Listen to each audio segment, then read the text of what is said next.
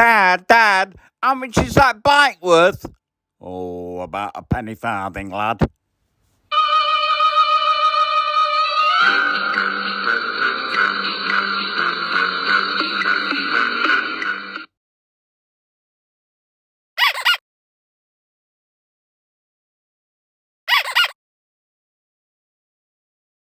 Hoodle-oodle-oo! A sergeant's message for you! Good afternoon, everybody. Finally got going. It's only got 6 o'clock, never mind. As per normal, not that anything's normal in this day and age, I have a few bits and pieces for you this afternoon, and we'll take them one by one. First off, alarming news from Facebook. I've had another slap on the wrist. Sorry, this one is a belter. It's all because of this picture. As you can see, it says, I'm no expert on COVID-19, but this is The Cure. And it's a picture of the band called The Cure. Just unbelievable.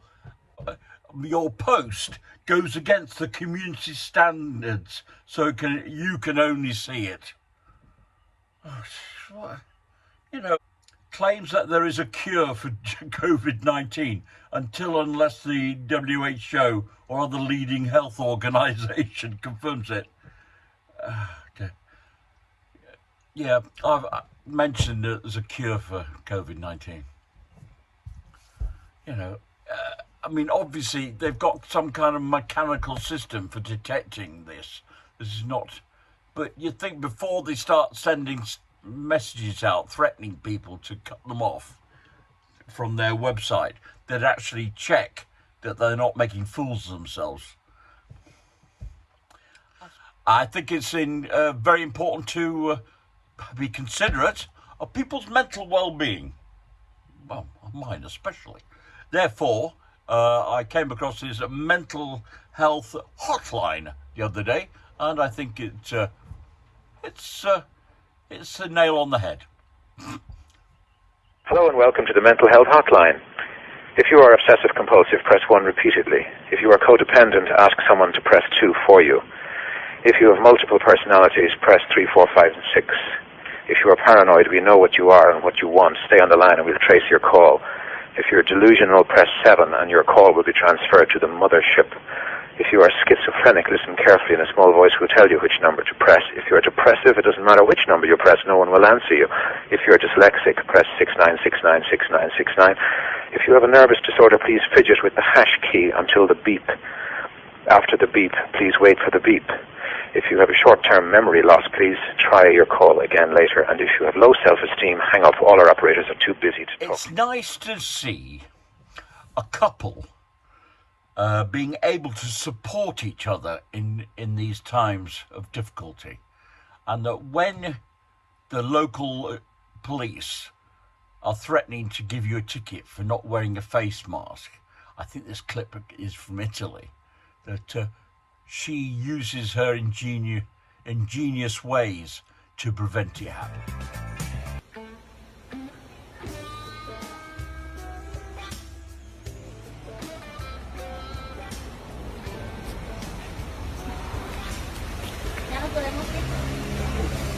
Diga nomás. A cumplir con el procedimiento, diga nomás.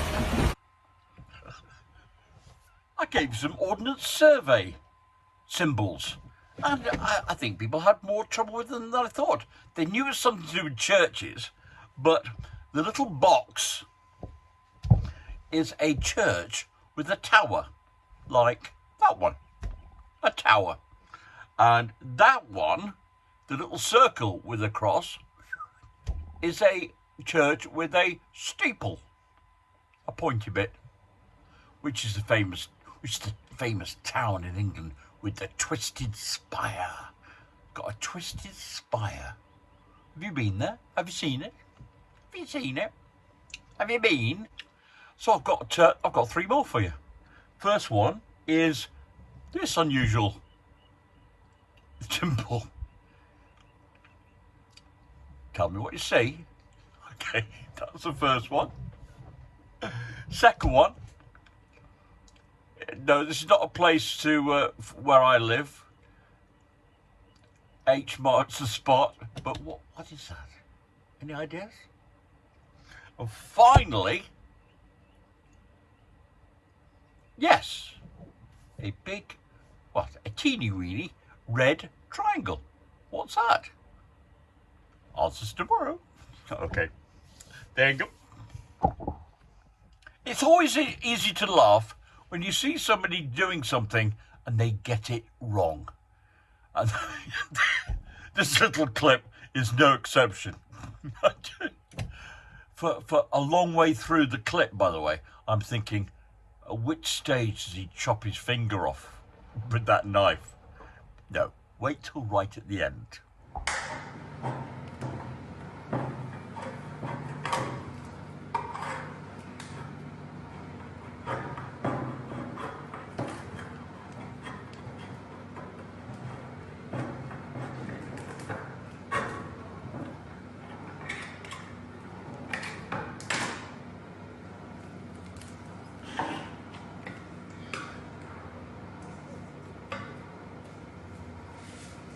It was worth the wait, wasn't it? What? Not too many cans don't have one anymore, do they? One of my correspondents has sent me this. It's a clip of a lady appearing on an American, I think it's Leno's show, and she's just celebrated her 100th birthday. And it just shows that age is no bar to having a bloody good sense of humour. Well, congratulations on your 100th birthday. Oh, yeah. Now, I understand you went to Universal Studios yesterday? Yes, I did. Yeah. And you know, the wind was terrible. Oh, okay. I had a skirt on, and the wind was just blowing it like that. And I was hanging on to my hat. And a kid came up and he says, "Lady," he says, "you better stop hanging on to your hat and pull your dress down. You're showing everything you got." And I said, "I don't care. What they see down there is 100 years old. This is a brand new hat."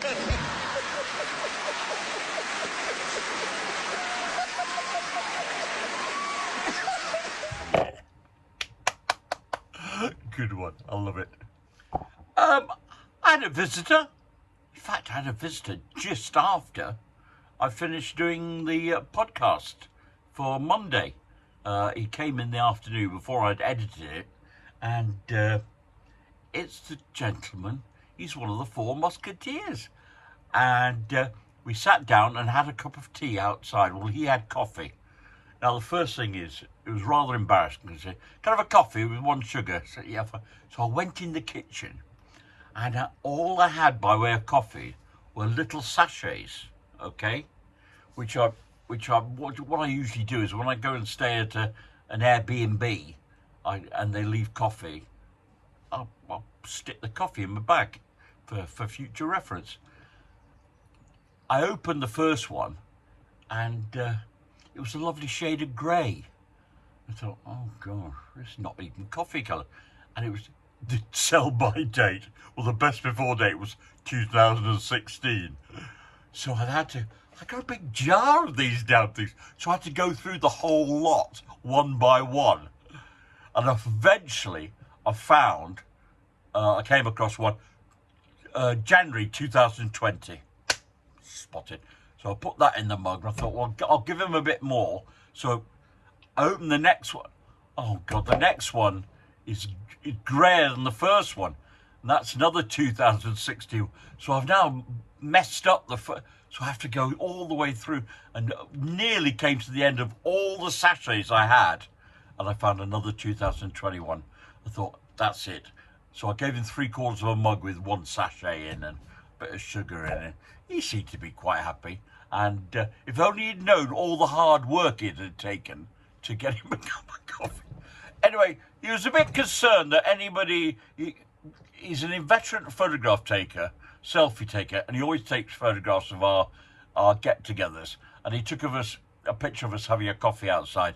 and he was a bit alarmed because he thought it looked as if we were closer together than we actually were. So he's put this on this picture.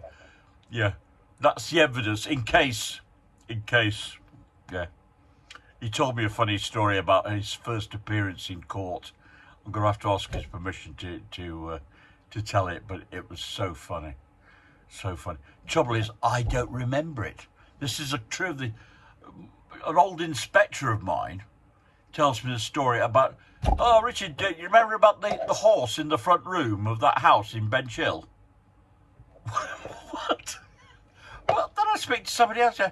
They had a Shetland pony in the front room. I just don't remember these things. So the reason I brought Glyn up is that he arrived on his bicycle. It is a bicycle that has been in the middle of some dispute about where he actually got it from. But I think we've established that he obtained it. Well, he seems to be one of numerous people. Victoria, my lady, she's got one. He's got one. His lovely lady wife has got, Glyn's lady wife has got one. Everyone seems to get them.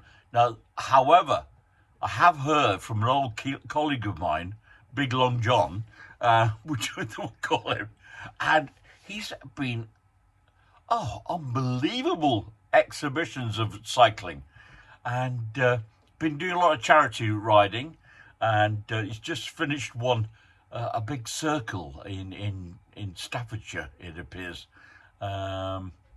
Looks like the path of the cycle route looks like a balloon, but I'm a great advocate of it. I'll race him anytime, and I'll beat him because I've got 2 litres under the bonnet.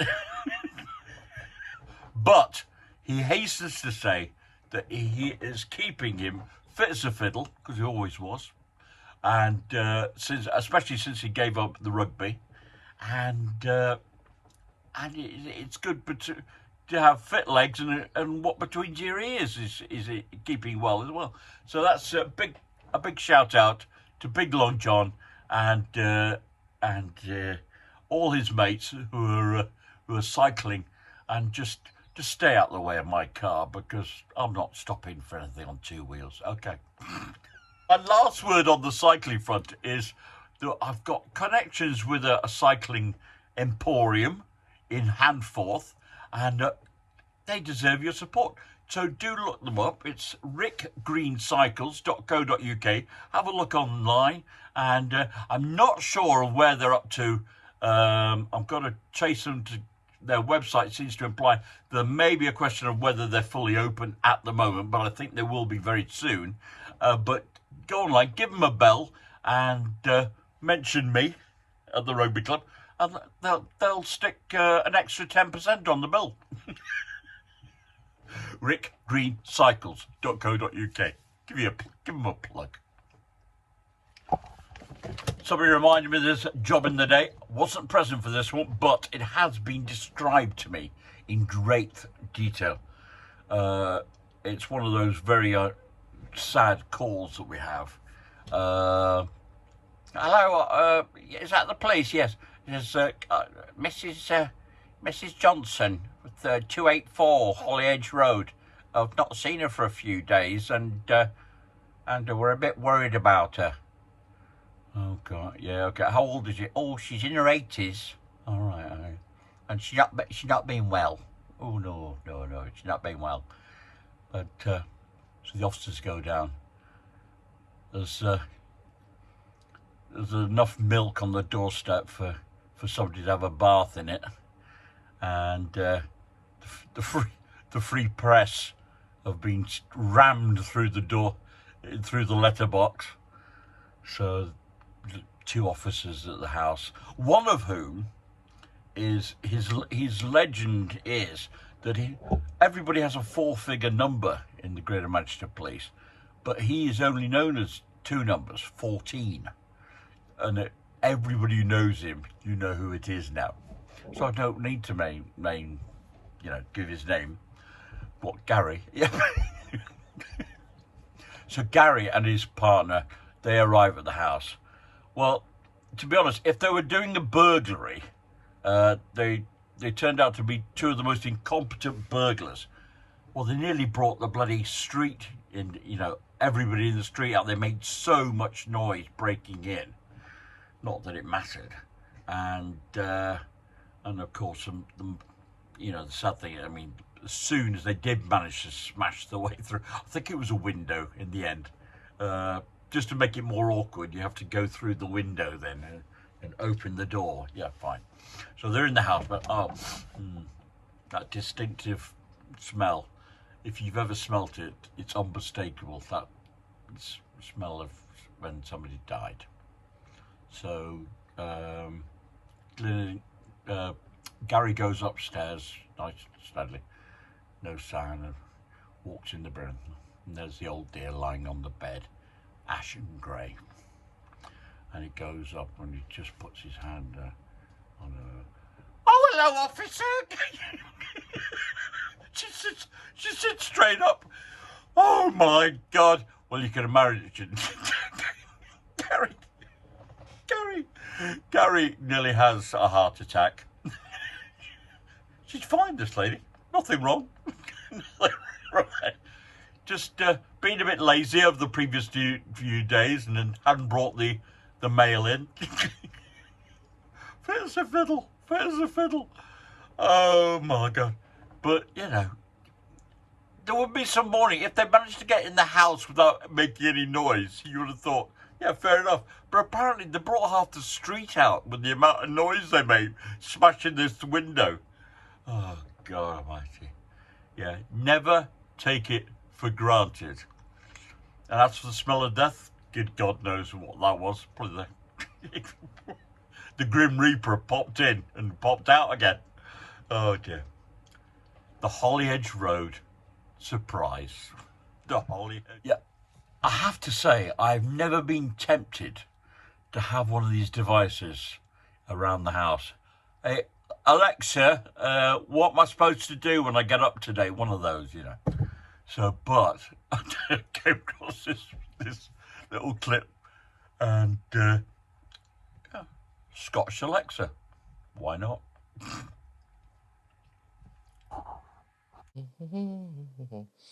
Alexa. Aye, geez a wee minute, mate. Wait, what? Alexa. Oh, for fuck's sake, what is it? I was just wanting to know what the weather's going to be like today. In Scotland? Are you fucking kidding me? You're asking me what the weather's going to be like in Scotland? Well, no, I'm being serious. I just want to know what the weather's going to be like. Listen, I didn't ask you if Scotland's going to win the World fucking Cup, eh? I mean, there's some questions you just didn't need to ask. Well, can you tell me, am I going to need an umbrella? No, I'll be roasting, mate. 35 degrees all day. Of course you need a fucking umbrella, you prick. Scottish Alexa. Hello. I'll do the voices for it. Well, that's it for today. Another 20 minutes of madness. Thank you for all the people who are sending me stuff. It does make it a lot easier to do it. Especially then I can concentrate on trying to remember stuff from way back when. And there's nothing worse than people sending me messages. Oh, do you remember when this or that or the other happened? What? And my daughter said to me, oh, don't worry, Dad, you only don't remember because you're getting old. Cheers, Claire. Thanks a bunch. Alrighty. Look after yourselves. Look after each other. And apparently, it's time to get in the bubble. I don't quite understand what these bubbles are for, but apparently West Ham supporters have gone berserk because they are really into I'm forever blowing bubbles, apparently, so they love it. So I want to be in a bubble. Listen to what the man says. That's all, folks.